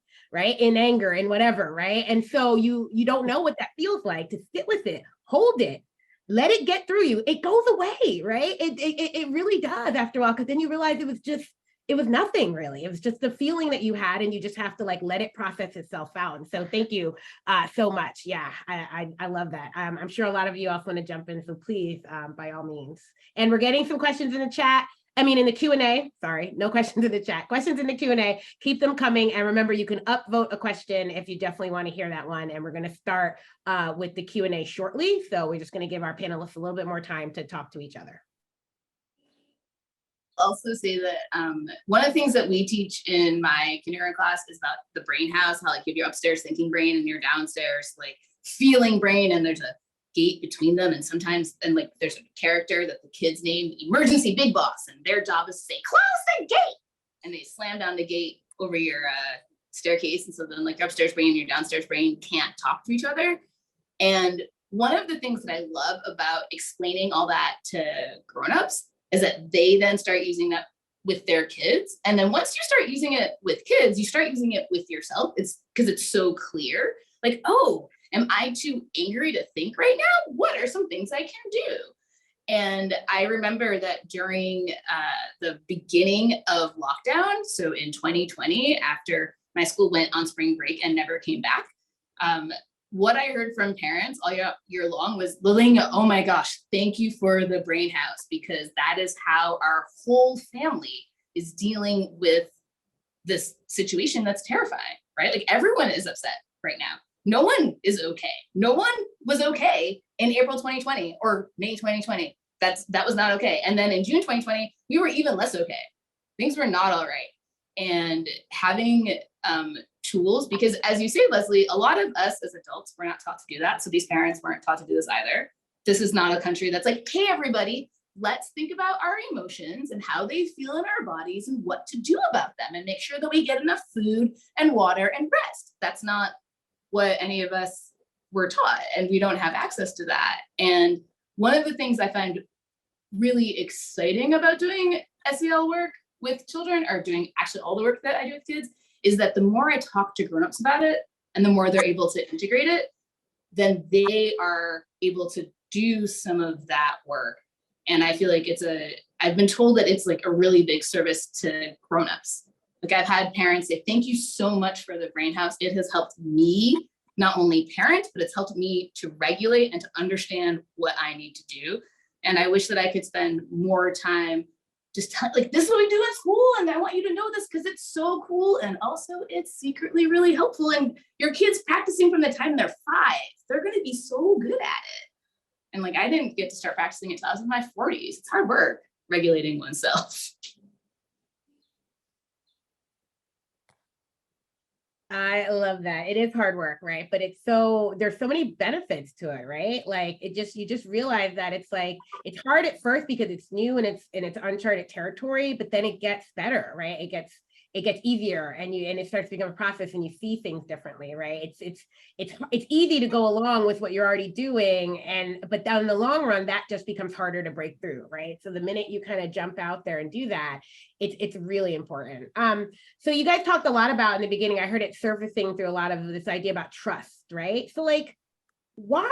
I mean, I know my beliefs, and my students like have to sit through that when I lecture in my classes, but I want to hear from y'all. Why do you think we don't trust children? Like, I feel like it has to be addressed, because we just don't, right? We don't trust that children want to learn, and I don't know children who don't want to learn. Children are like, that's all they are. It's like a learning sponge. The reason why they ask all those million questions is because they want to know things so bad, right? Like they really do, but we don't trust that children will want to learn if we don't force them to learn in the ways we think learning happens. We don't trust that children are good people and want to be good and want to do good things, because anyway, there's a lot. We just don't trust children. And I think that's at the heart of what's wrong in our approach to early childhood care and policy and education. And I'd love it if anybody wanted to talk about this idea of trust. And I know, Mr. Chazz, you mentioned it, so I don't know if you want to talk a little bit about the trust you do, but I just think it's super important. Yeah, I'll start it off. Yeah, that's a big question too.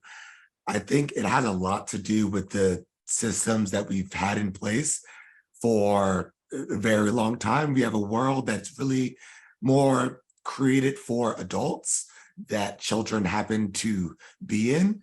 And a lot of people we see children as an inconvenience, and we don't really, what the child's needs are kind of always been secondary to what the adult needs and goals are, instead of really looking at, okay, what are the adult needs and goals, and what are a child's needs and goals, and let's find a way that we can kind of marry the two and collaborate, and so that we're all meeting our needs. Because as much as conversation has been very much focused on children, but it's also been a piece where we're talking about the adults and how we speak to the adults, and really we are just as important as the children, because we need to be able to, because if we don't take care of ourselves and we don't recognize our own needs, then we're not going to be able to meet the needs of the children.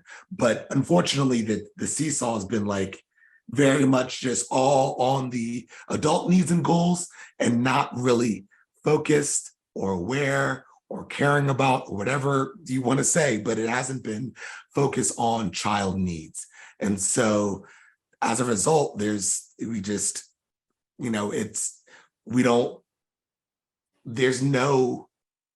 reason to really need to trust children because our focus is on instilling fear and controlling them so that we can meet our needs and our goals. So there's no real need or desire to trust children because we're using fear and control-based practices so that we can do our adult things. And that's what I would say why the trusting children can be hard and why we kind of have this culture of not trusting children, because the focus is on being adults and using fear and control to control children, get them to do what we want them to do so we can do what we want to do.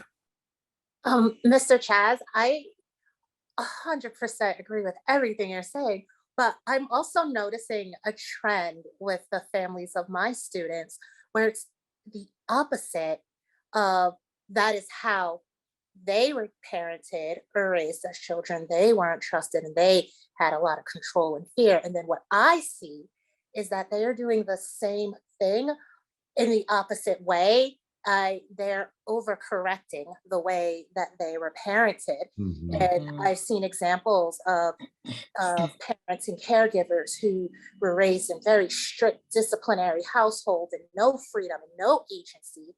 And so they give their children so much agency, but no discipline or boundaries because they are fearful that boundaries are like, they don't trust that their child will be able to handle boundaries. They don't trust that they are going to grow emotionally.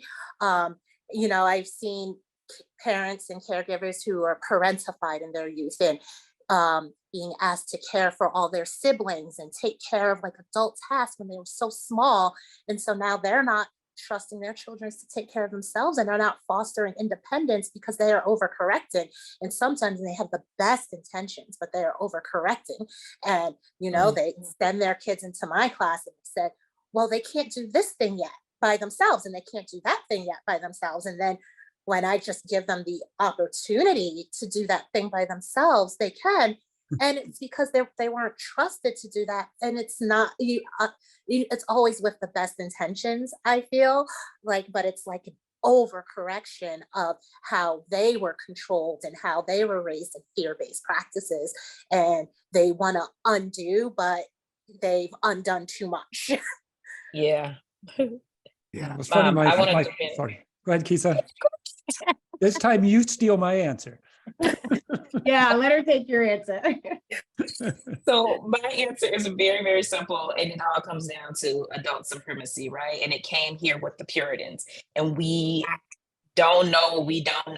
And so we've been doing this the wrong way. And no one has stopped to, you know, pause for 1 second and think, this didn't serve me, my mother, my mother's mother, and it won't serve my children and generations beyond them.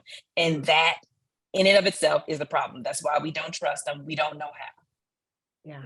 Yeah. That's to me, it's like I have two things. One is like we don't trust children, you know, those of us who are play-based educators.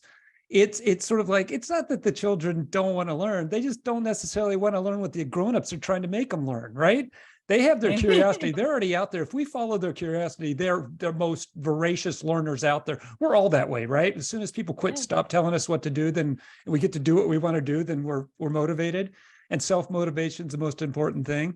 But I've been doing this kind of social experiment and kind of for fun at cocktail parties and stuff. And I'll start, and I don't really believe this, but I'll say, you know, I think we should give children the right to vote. It's a birthright. The moment you're born, you should have a right to vote. And people get so angry. Oh, people get so upset about this, even really like people normally. And I'm doing this, and you know, I can see the problems with doing it, but the truth is we'd have great water parks if the kids were doing the voting. There would be some pretty cool stuff out there. Think about the politicians when they had to make promises, they'd have to promise things to the kids. We'd have a lot better ice cream parlors too. But they wouldn't just choose frivolous things. I don't want to make it seem that way. That's very adultist of me to suggest that, because the truth is they're the ones who also know if you want to solve homelessness, give them homes. They're also the ones who always have the simple solution. But what I have found is that when you actually get curious about why don't you think kids should have a right to vote, the arguments are almost word for word the arguments that were used to prevent women from having the right to vote. They're almost word for word the arguments used for preventing Black people from having the right to vote. Now, I'm not saying that we should give children the right to vote, but boy, when you hear the same arguments being used, it opens your eyes and you realize, you know what? It's our distrust comes from bigotry. Yeah. All right. Wow. That was great. I love that cocktail experiment. I'm like, I don't know. I think a world run by children would be really, really cool. All right. It would not have cages in it. That's for sure. It would not. Oh, it would not. Right. It would not. Right. Have, Like, we would not put people in cages because That's that right. is not what children are thinking about. yeah. And I do also think that there's something about this idea of, well, the way that capitalism perpetuates itself is that it acts as though things are zero-sum games. There's a lot of like, well, I couldn't do it, so why should they? Yeah. And that is not our best selves, but that is what I hear sometimes from adults. So like, well, they're not ready to because I wasn't. Okay, maybe you weren't. And you know what, like maybe it's not fair. Like I went to Yale, I just paid off my student loans 2 years ago.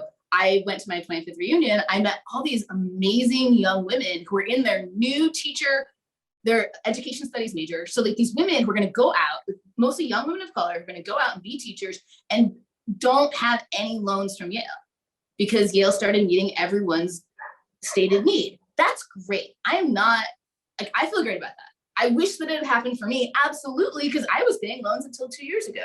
But I do think that if we are, like, there is a selfishness that capitalism makes us really think about, and it really makes us, like, there's this idea of scarcity. And I think for a lot of adults, one of the reasons why we don't, or why it's harder for us to trust children is like, well, no one let me and I couldn't do it, so maybe something terrible will happen. And we're not giving them the space to do that. And we're not saying, you know what, like, maybe that wasn't how it worked for me and I'm okay in spite of it, not because of it. Right? Like, I just think we have to think about how to let our kids be what we want to see for the future and not what has happened in the past. And we have to take a leap of faith, right? So I've been studying play and play is liberation. And I, between teachers and adults who are scared, and I say, look, I know what I'm doing. I'm asking you to allow your children to experience something that you did not experience, right? You did not experience going to a school where play was what you were allowed to do and fostered your learning and I get that, and that's scary. But I promise you that there's some good things done from doing that, right? And what we've been doing isn't really working, right? So again, it's leaning into that fear, but asking for a leap of faith, right? Yeah, we are asking you to do things that you didn't get to do, or let your child do things you didn't get to do, or trust a different approach, right? But that's the whole point, right? That we want something different and better. And so I think we just have to keep reminding them that. And then we fundamentally all want the same thing, for the children to be happy and healthy and grow into their full potential, or whatever that may be, right? And so we got to come back to that grounding and that centering. All right, we have some questions. So first up, Carol. Hi, Carol. I know you're in the audience.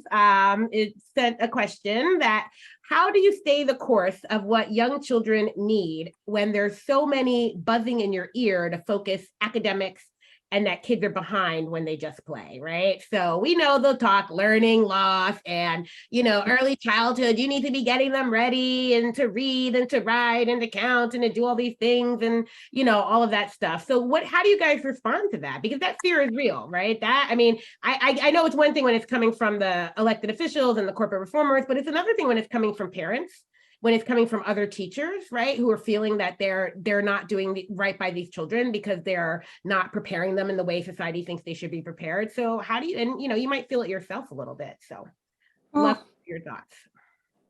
I feel like the play does prepare them though.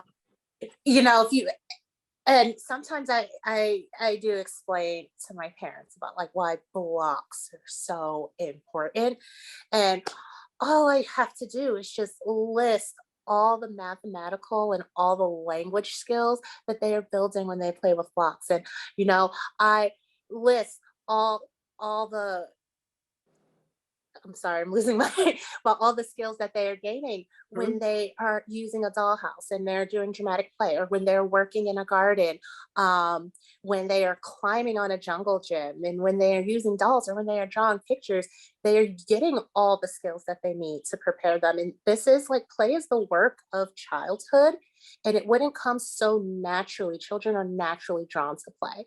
If you sit a bunch of 5-year-olds in desks in chairs and expect them to stay still. And that is your classroom. They are going to find ways to play. They are going to start poking each other, and they are going to start passing notes, and they are going to start whispering. They're finding ways to play. It's so natural to them because that is the way they learn. That is how their brains work. They can't learn without play. Yeah, I want to speak on this a little bit because play offers a state of flow, as Cassandra is speaking on right now, and it allows the brain to activate in a way that is more actually aligned with the goals that parents have for learning and all of these things.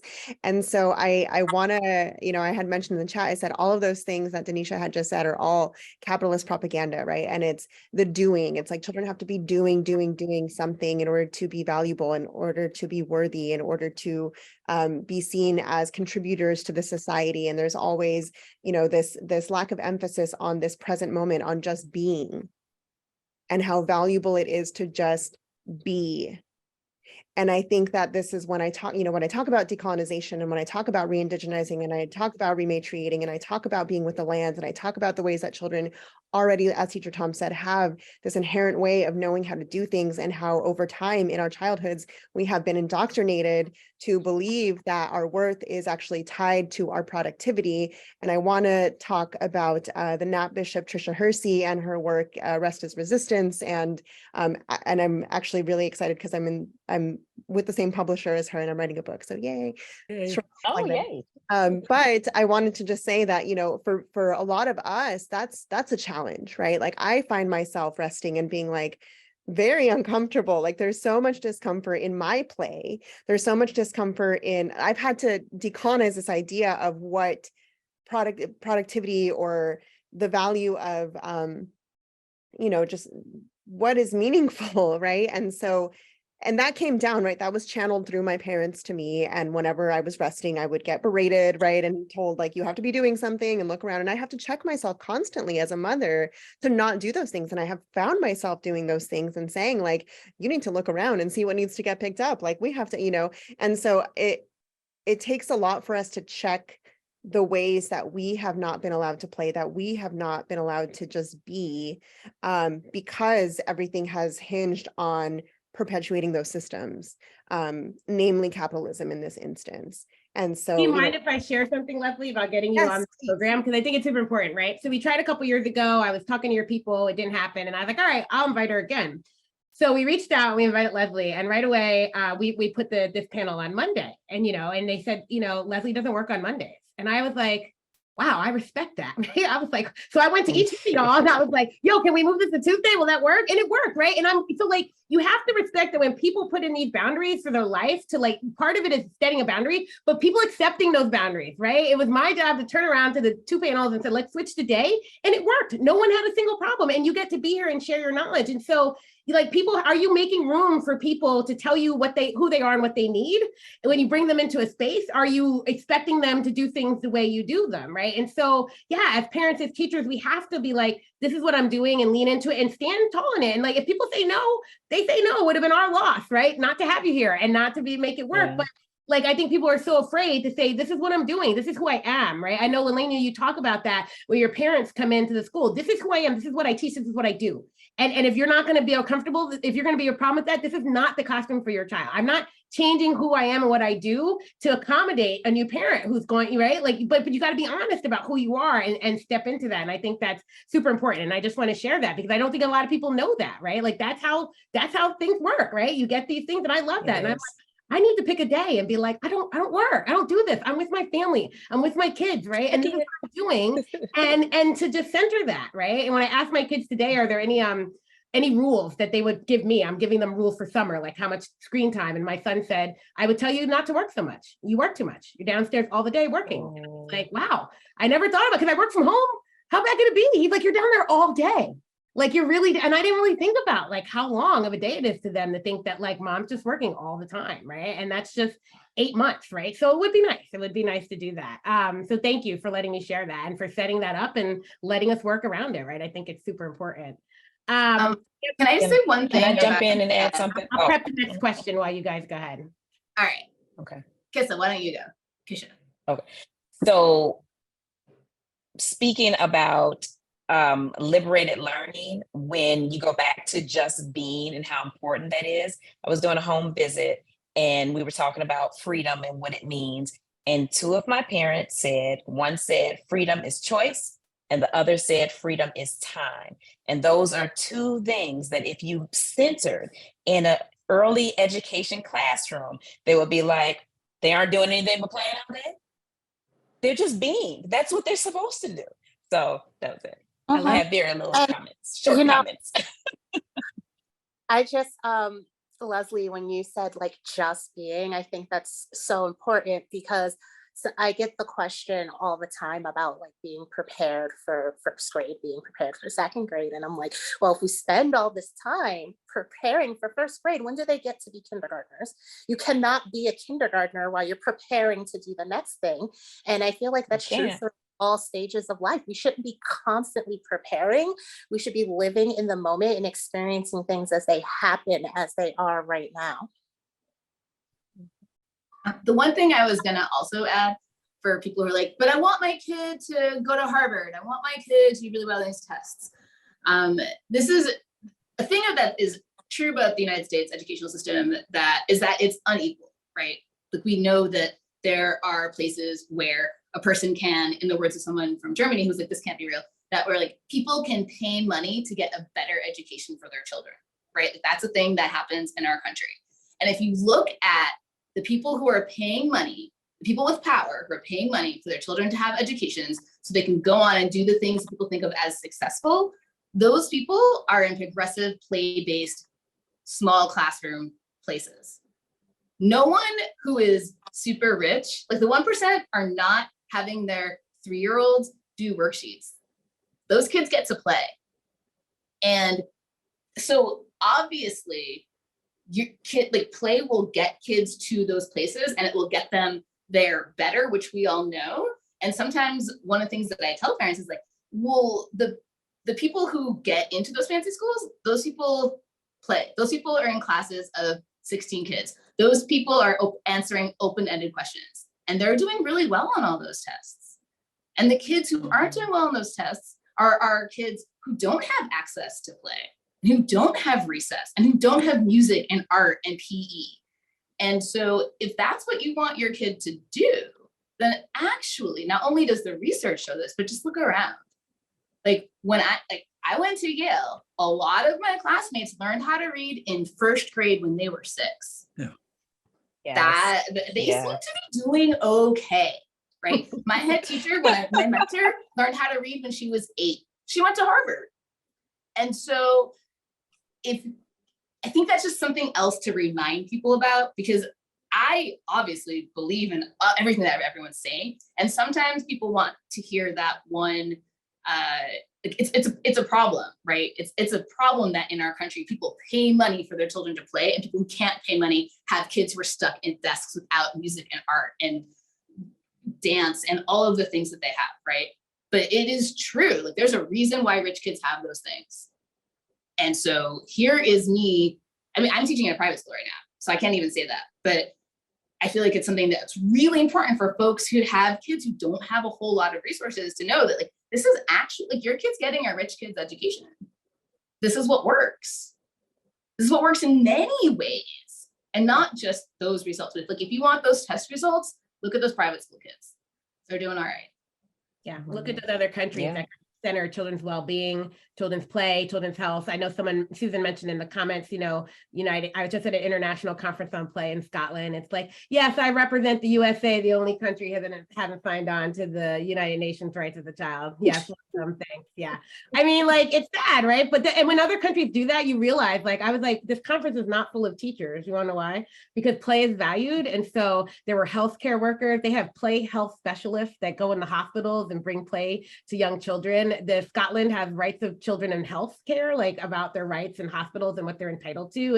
And so there's all these beautiful things that, and I mean, don't get me wrong, it's not like the government are throwing millions of dollars at play, but there's room, right? There's room to get in and do this because the government has signed on that children have rights, and some of those rights are play. And so it allows people to come in and do this amazing work, right? And so it's important that we really think about how are we what's stopping us, right, from doing these things, and how can we push back? So there are a lot of questions, and I'm just going to try and sum up the last question in a few different things. I think one of the thread in the last few questions posed by Susan and some other folks, kind of what's next, right? We're doing, so someone said, where do we go from here with the self-regulation of emotions, the mindfulness, the awareness, dealing with uncomfortable conversations, and the integration of fairness, justice, and empathy for all? But around that, you know, where would we go from here? Have you seen any notice any changes in attitudes among parents around this work that will support the practice? Like, is the needle moving at all, right? So what comes next? Are we making any groundway? I think we are. I think it happens in some spaces, right? And with the parents. And yeah, let's just think about that as like our closing question that we can answer. Sorry, I didn't get to all of them, but there are a lot now. Denisha, I think what you just said, it's happening in some spaces.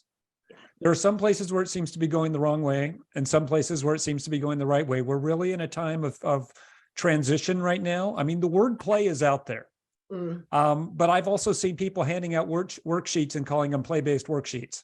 So I mean, it's getting co-opted. Yeah. So I think, you know, our words are getting out there. We're making people sort of the way people feel like they can't, you know, be overtly racist or say these things anymore.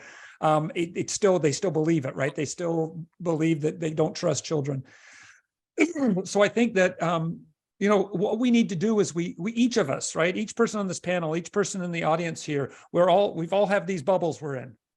And, you know, the DEY bubble's a bubble, and we're all just kind of grow the bubbles. And what I love about growing the bubbles, and I've been thinking about this for a long time, is that when bubbles meet each other, they turn into bigger bubbles.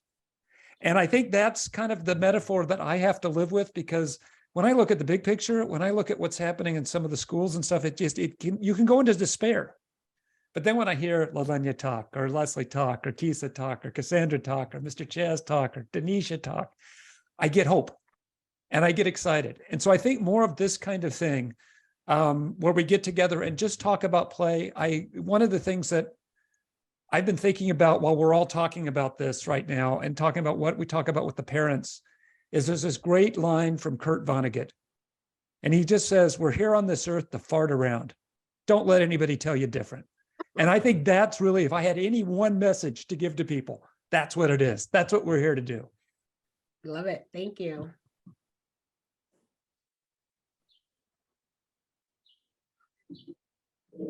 Anyone else? I just knew the moment I went to say something, somebody was going to talk. They're all waiting for you, Kisa. Take it away. So the needle is changing, like it's moving, but I do feel like the biggest group that is benefiting from play is the more privileged group of parents and children or families.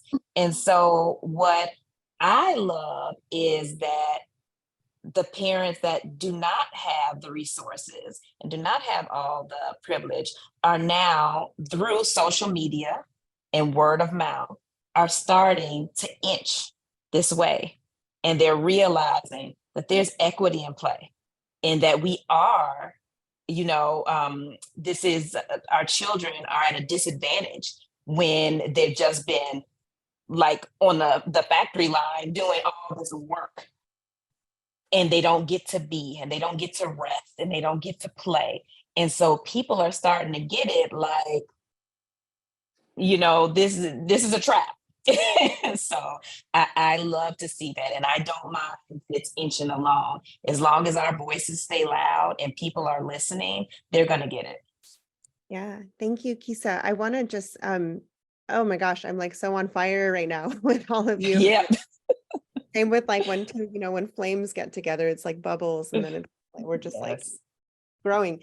But I am so fortunate that I am able to homeschool, and that was a very intentional decision that we made. And my children are able to go to an enrichment, nature-based, you know, school enrichment place where they have a lot of land to play on, a lot of experiences where they're able to connect with each other. And everybody's white.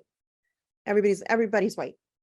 Yeah. Which I feel so uncomfortable about, right? Just with myself. And so then I live in Santa Ana, which is 75% Latino. Most people look like my family, and everybody's, you know, in these concrete boxes of schools. And I'm just like, this feels so not right. And at the same time, so many of these parents really don't have the privilege to even think about education in general, right? Even think about, obviously education is important for all families and for all parents, but the ways that we're talking about this stuff is pretty complex.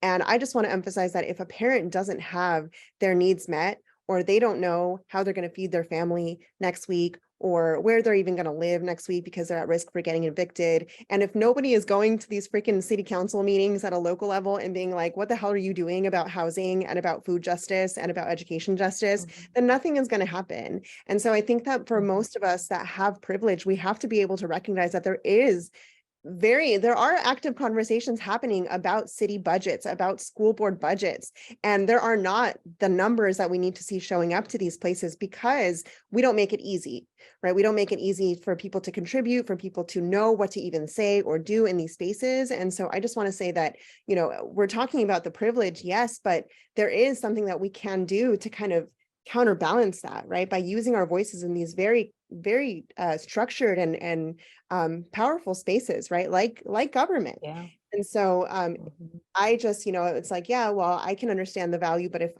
I don't even know what that value is because I don't have the privilege, the luxury, the space, to have these conversations, the internet access to access this panel, like, let's recognize the fact that there are so many people that are not here today.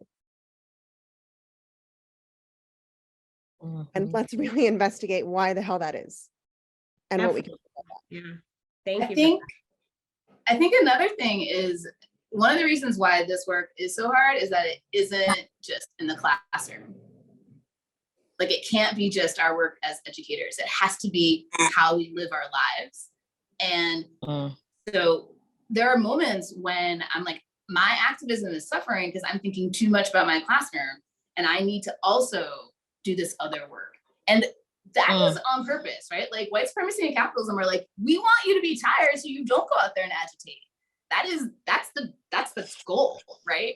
But so that's why being in spaces with people who are like-minded gives me fire. Like, every time I meet with the Juma Jordan and Megan Madison, I get more invigorated, and finding the spaces to find ways to tear down all of these systems in all of the parts of our lives. Like, so as Leslie's saying, like, we have to also be involved in government. We have to also be involved in our school boards. We have to also be involved in our communities, because what we're trying to do is change the world.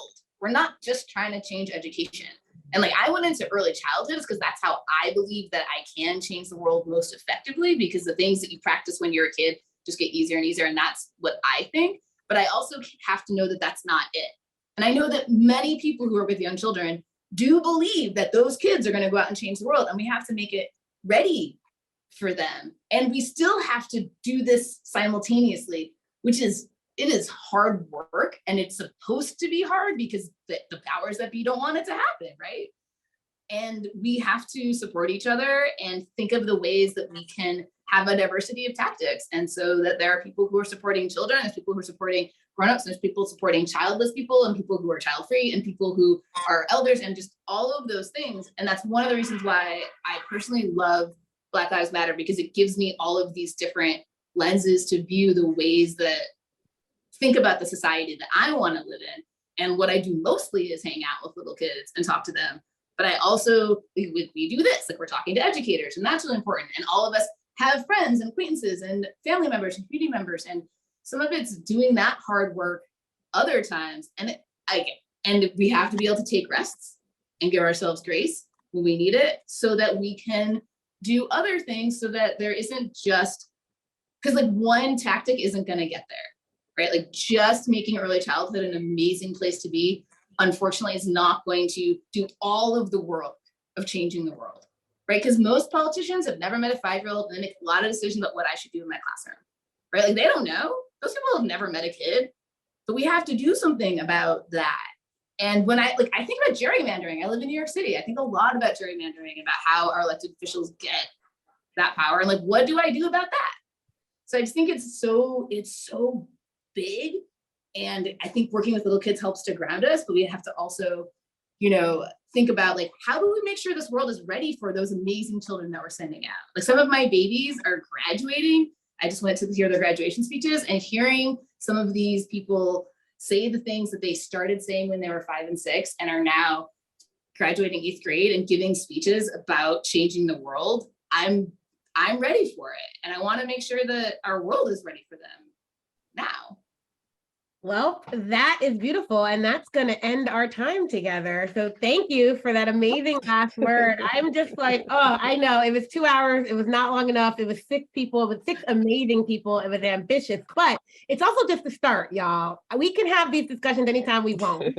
We got our Zoom account. We can bring y'all back one-on-one, small groups. We can really lean into some of this stuff. I think people would love it. I think they would come. You know, this is free. We do our best. Like Leslie said, there are a lot of people who can't be there, but as many of us who can come and take what we're hearing and take it back to those people, take it to those parents, share it with them, then we can spread this message and we can keep it going. So we're going to end there. I was going to do a little plug for the advocacy campaign, but I will do that tomorrow because tomorrow is day 3, our final day. It's research into practice. We are talking to 3 groups of people who are doing amazing work on childcare justice, thinking about centering children's agency and how we segregate children in the early years, and the link between a decline in play and a decline in children's well-being. So that's the focus tomorrow. So we will see you for day 3. Thank you so much, Teacher Tom, Cassandra Santos, Kisa Marx, Laleña Garcia, Leslie Priscilla, and Mr. Chazz for an amazing conversation. You guys rock, and we hope you feel honored and inspired for all that you do today. Thank you so much.